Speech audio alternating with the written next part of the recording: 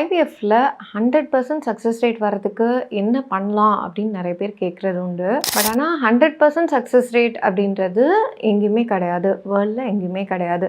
Reason என்ன அப்படின்னு பார்த்தீங்கன்னா, ஒவ்வொருத்தவங்களோட egg quality, sperm quality differ ஆகும்.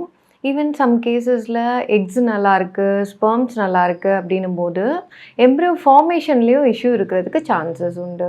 எம்ப்ரியோஸ்க்கு அப்புறமேட்டு அதை ப்ராப்பராக யூட்ரஸில் போகும்போது இம்ப்ளான்டேஷன், அதாவது எண்டோமெட்ரியல் ரிசெப்டிவிட்டி அப்படின்னு சொல்லுவோம்.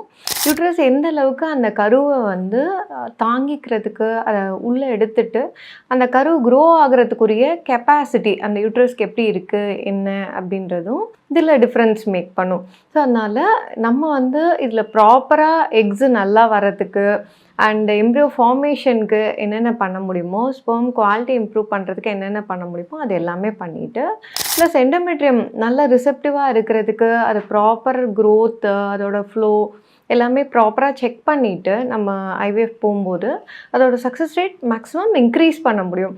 பட் 100% அப்படின்றது யாருமே கொடுக்க முடியாது. ஸோ ஐவிஎஃப் போகிறீங்க அப்படின்னா இதுக்குரிய ஸ்டெப்ஸ் ப்ராப்பராக நம்ம எக்ஸு வளர்கிறதுக்கு அதுக்குரிய இன்ஜெக்ஷன்ஸு, ப்ராப்பர் டயட் இதெல்லாம் ஃபாலோ பண்ணுறதுனால கண்டிப்பாக சக்ஸஸ் ரேட் இன்க்ரீஸ் பண்ண முடியும். நன்றி, வணக்கம்.